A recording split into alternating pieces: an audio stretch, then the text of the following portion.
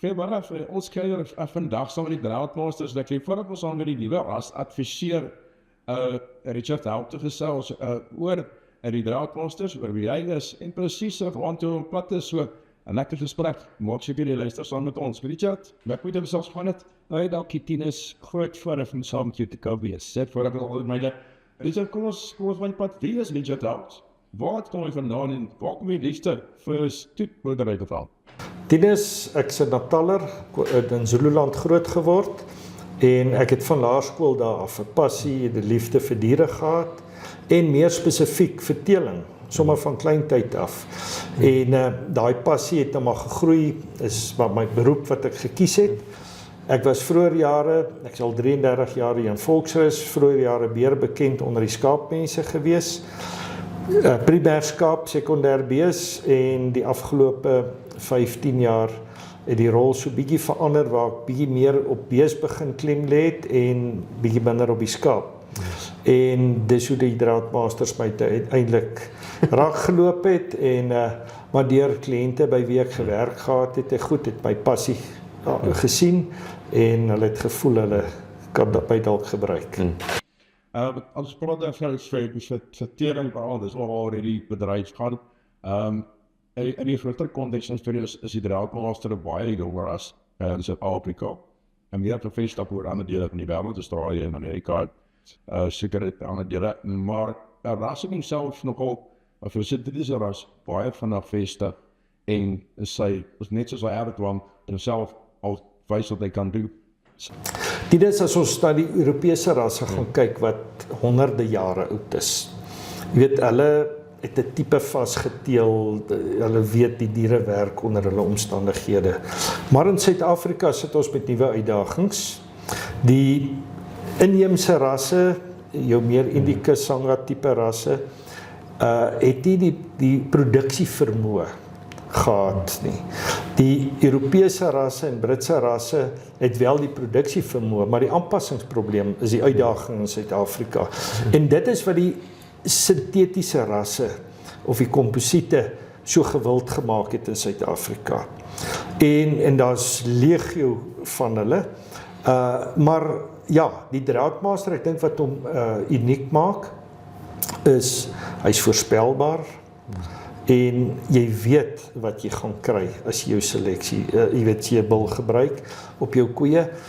Nee, jy sien hulle maar soos ver van die oog af. Dis reg. En die kalfies wat daar uitkom, die een lyk redelik soos die ander ene. Jy weet so en ek weet dit is wat dit lekker maak. Hy's vrugbaar, hy's gehard, hy's aanpasbaar en jy weet omdat hy 'n samestelling is tussen die Brahman wat die Indicus kant vir ons gee en die korthoring primêr wat die Taurus kant gee, daai kombinasie en omdat ons in die land verskillende geografiese omstandighede het, ekologiese omstandighede het, van noord in teen die Botswana grens tot onder in die Wes-Kaap, die suide, die Kalahari, Sandveld, Bosveld, Kalahari, die hele storie. En oralste pas hulle aan.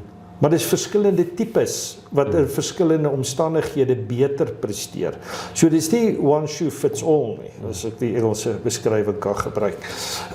Maar dit maak juist die ras so uniek, sodat ons, as ons sekere eienskappe soek, ons dit by sekere plekke kan gaan haal, of sekere gebiede gaan haal, om dit wat ek graag wil verbeter, te kan verbeter. Nou, met enige jong ras, jy het getalle nodig om te kan selekteer en dit is hoekom ons het 'n oop kernstelsel wat ons diere opgradeer en opteel dan nou na SP's toe. Maar jy het daai getalle nodig om te kan selekteer. As jy nie getalle het, jy kan nie selekteer nie. So en om die getalle te kry, moet die klem wees op reproduksie. Want as ons nie 'n vrugbare ras het wat vir ons elke 365 dae kalfie gee nie, dan jy elke 18 maande of elke 2 jaar 'n kalf moet kry. Kan jy nie vorm. Dis 'n goeie manier om bankrot te boer. Dis reg. So ek dink dit maak dat daar meer uitdagings is, want daar was nog altyd standaarde gewees. Maar om ruimte te skep vir die getalle, moes 'n ou so bietjie toegegee het hier en daar, maar ek dink ons is nou op 'n punt waar die getalle dit begin regverdig dat ons wel strenger kan selekteer. Ja. Die ras bevind baie fokus op rasstandaarde. Ek het gesê dit is besig om 'n ras manual is nou te begin uitbring. Is op alles deel van die projek dat jy daar aanpak probeer te maak dat die ras almal weet wat toes op wat is en wat is ons. Jy weet alles hier hoor in die boer nie, maar wat is die minimum vereistes van die Droughtmaster? Funksionaliteit. Elke eienskap moet gekoppel word aan funksionaliteit. Sodra jy vir sogenaamde fancy points begin selekteer, begin 'n ouer ras tot niet laat gaan. Eerstens is primêr funksioneel aanpasbare diere wat aangepas is. En dis 'n balans. Te groot, te klein, te dit, te dat. Ek meen 'n ou wil 'n funksionele dier hê wat homself kan handhaaf met minimum byvoeding. Nou ons boere in Suid-Afrika, ons het nie die noordelike halfrond se kwaliteit weiding so goed nie. Jy weet die noordelike halfrond se natuurlike weidings is beter as wat ons aangeplante weidings is.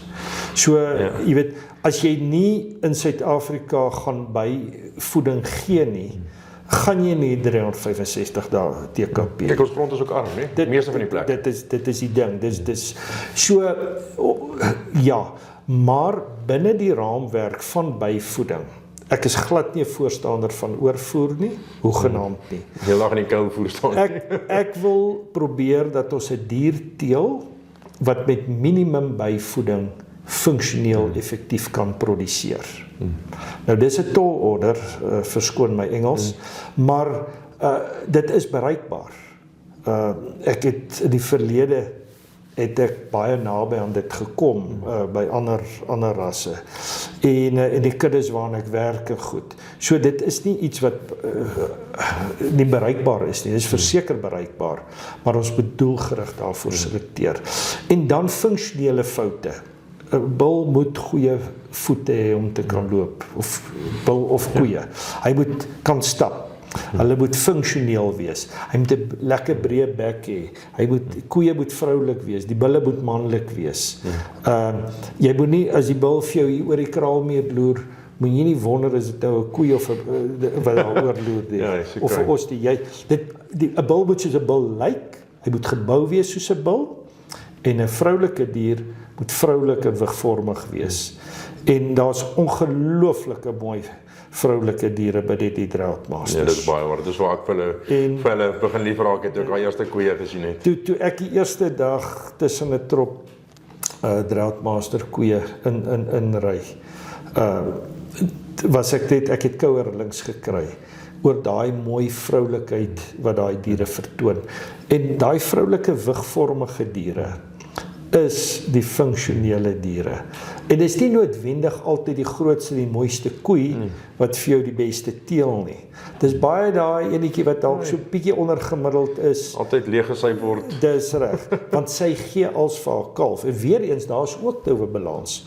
Want as sy te veel vir haar kalf gee, Kom sy nie terug nie. dan gaan sy nie weer volgende jaar dragtig wees nie. So, dis daai fyn balans. Ons streef na 'n 50% koei-kalf speenverhouding op 7 maande, maar dit moet nie die enigste maatstaf wees nie. Ons soek lank lewendheid van daai koei. Met ander woorde, ons soek goeie eiers, ons soek goeie pote, ons soek en sy moet elke jaar dragtig raak sodat daai lank lewendheid daar kan wees. Dit's 'n moeilike jaar gewees en dis vir die hele beesvleis, niks maklik aan gewees nie. Maar ons kyk hoe vind dat dinge amper ons kom en reg trek. Vir die Droughtmaster se kant of julle positief? Definitief. Ek dink die eerste 2 veilings en dit was van die eerste bul veilings en produksieveilings wat in die land aangebied was. Ek jok, dit is 3 veilings. Die ding is en al 3 veilings het baie positief afgeskop. Die verkoopspersentasies uitstekend. Die pryse is billik. Daar was goeie pryse, maar ook billike pryse. Topdiere soos gewoonlik gaan goeie geld, hulle verkoop hulle self. Goeie gemiddelde diere het nog steeds bekostigbare aanvaarbare pryse gegaan en dan die ek wil nie sê die sterkkant nie, maar daar is maar altyd 'n bietjie is sterk. Selfs daai diere het billik gegaan en is verkoop teen bekostigbare pryse. So ek dink as ek moet opsom algeheel is die veilingspryse goed vir verkoper sowel as die koper. En dit is vir my 'n baie belangrike ding want ons wil die kommersiële boer wat net 40 tot 60.000 rand se bil kan bekostig.